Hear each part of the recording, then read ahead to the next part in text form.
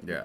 Welcome everyone. This is Sean with MTG808 Jr. and we have a big announcement. I've got Mike here, Woohoo! and Eric. Hello. And we have some exciting news for everyone. So, before we get to that, just want to make sure everyone knows about our tournaments. It is currently a few days before Christmas.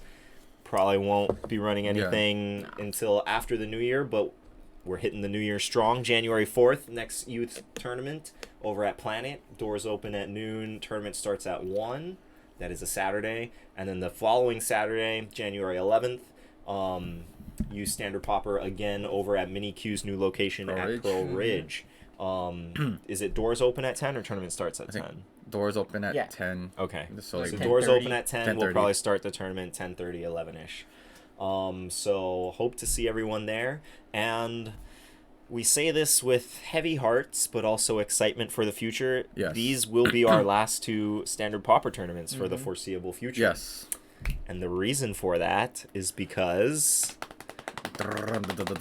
we will be running Artisan tournaments now. Yep. And what is Artisan, you may ask? We'll get to that in a minute. Essentially, it's commons and uncommons, but there's a little bit of a story behind it. So before we get into that, want to make sure everyone knows about our Patreon page. Yep, You shout want out to to support? Patreons. Yep. You want to support the youth project here on Oahu? Help youth players engage with and grow in the Magic community. Of course, supporting our videos, like, subscribe, comment, great way to support us. You want to go above and beyond, check out our Patreon page. Even just $1 a month would go a lot towards helping us. Scholarship tournaments, prizes for the regular tournaments, making sure we have tech to be able to publicize everything. All of that made possible by our lovely patrons. So go check it out if you want to support what we do. But back to Artisan. So starting with Theros Beyond Death. So let's see, 4th, 11th, last two Standard Popper tournaments. The following weekend is Pre-release?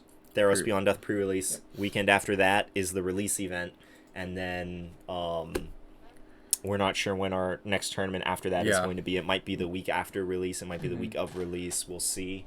But with the release of Theros Beyond Death, we are going to transition to playing Artisan. If you haven't seen the Theros Beyond Death trailer yet, go check it out. Elspeth and Ashiok really front and center here. Just a little bit about the Theros story, right? Elspeth, in the last Theros, Elspeth was helping the sun god Heliod take out Xenagos, who was like this planeswalker who was trying to become a god.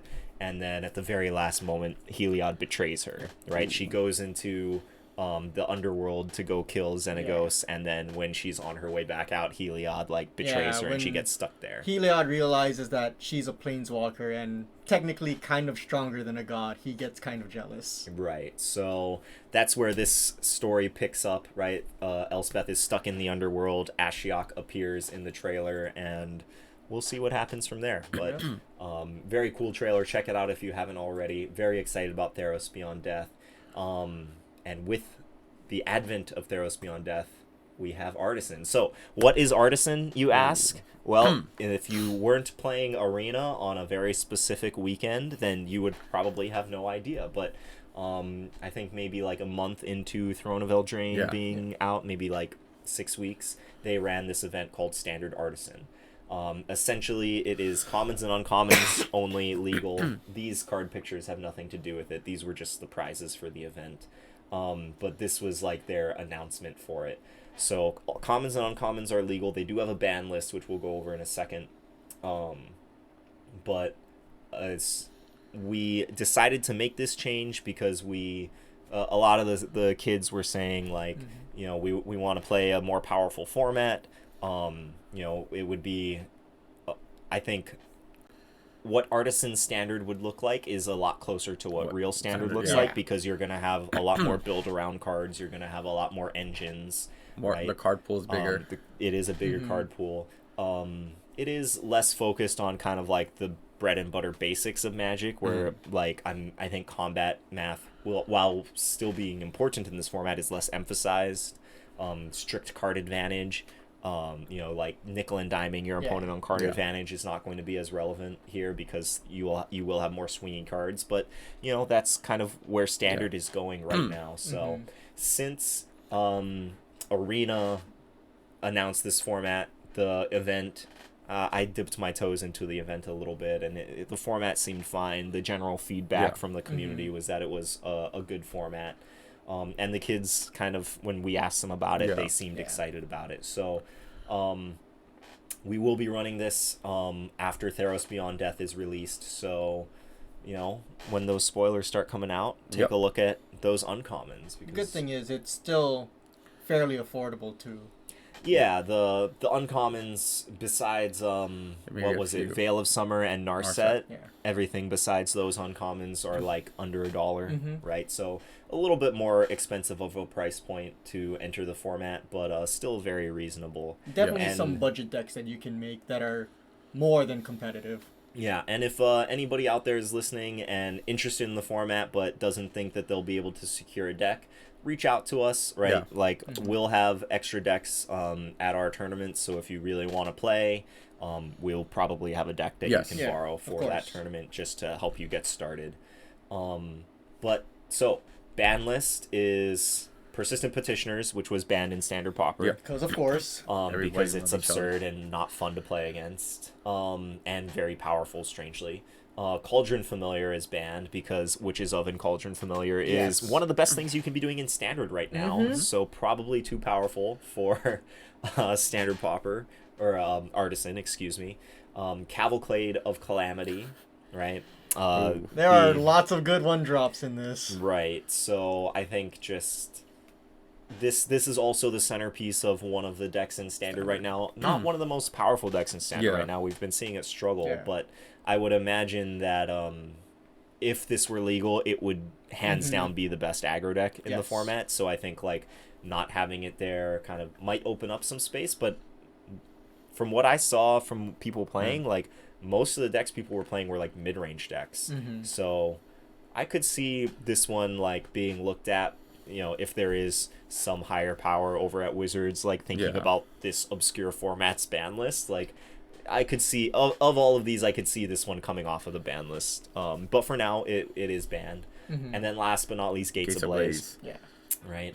Having a sweeper that essentially kills everything in play as long as you're playing Gates, a little bit powerful for this format. There are other sweepers like what is it? Cry the Carnarium, Flame Sweep are both legal. So there are more powerful sweepers than in Standard Pauper, but Gates Ablaze is just ridiculous, right? No, that's a little too much. The Gates deck was like semi-competitive in regular Standard, with and like, most of it was uncommons. Yeah, most of it was commons and uncommons, and then they would play like Hydrate Krasis or Mass Manipulation on the top end, or Nexus of Fate way back when. But yeah, that deck, I think even without Gates Ablaze, I think it's still going to be one of the best decks in the format. Yeah. So. That is the current ban list. I will say that I expect Veil of Summer to be added to this list once once the next event like this is run. Although so far they've only run these events as best of one, and Veil of Summer is like very clearly a sideboard card, so they might not bother banning it. So we'll make our decision about that when the time comes. But just know that Veil of Summer is on our watch list. It being like an $8 card right now is also another reason why we might want to ban it. But even though I love the card to death. My favorite uncommon. Well, Eric, I play Infect. Eric is clearly not a blue-black mage. I play Infect, so... Yeah, okay. It's my baby. So that is the big announcement. Start brewing. We will be coming out with a kind of primer Artisan video after the holidays, probably once the Theros Beyond Death spoilers are completely spoiled. We might make a couple deck lists just to show off what a deck might look like. Yeah, and I believe... I should have pulled this up ahead of time, but I believe if you go on MTG Goldfish, like, you can look up people's...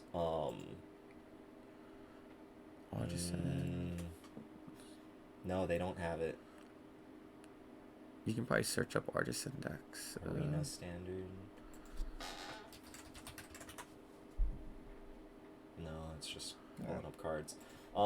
You can definitely Google search Artisan Decks to online. Oh, yeah, definitely. like you might have to troll the subreddits of Yeah. the world. But If you search up Channel Fireball, they definitely have a good list of, I think, 13 Okay. decks that 13, are 14 Artisan. decks. yeah. Yeah. So that can be a good place to start. We will plug that in the description of the video when we post it. But yeah, a lot of the big content creators put out at least like 1 or 2 Artisan decks during that weekend. So there are decks out there as starting places. We'll be featuring some of them on the channel after the holidays, but just wanted to give everyone the heads up, like, hey, we're switching over to Artisan. Yes. So I'm excited personally. I think that we're gonna see a lot of different decks come out. Hopefully it's not like there's one best deck in the format, and I could see that happening. But I also think that like they've been pushing the power level of all these uncommons lately to the point where I don't think it's just going to be one best deck, right? There will be a lot of counterplay to the metagame. So, Standard Pauper was in a pretty good place. We saw like 7 or 8 different archetypes out of 9 decks at the Youth Standard Pauper tournament. So that metagame was pretty diverse, but we were consistently seeing mono white, aggro, blue black, and mono green rise to the top this season. In previous seasons, it was always mono white that rose to the top. So I think part of that was definitely the players that were playing those decks, but I think also part of it was just the smaller card pool. Those decks just kind of had an edge against everyone else. So we'll see how this format goes. We reserve the right to definitely adjust things as we go, but I think that this is a fun adventure to be on. And again, if you want to check it out but you're afraid or you're hesitant about buying into a deck, because these decks, if you buy them on the secondary market, they'll probably run like $20 instead of closer to 10, maybe even a little more than that. So if you're hesitant to buy in but you want to try, reach out to us. We'll definitely have extra decks for people to use at tournaments. So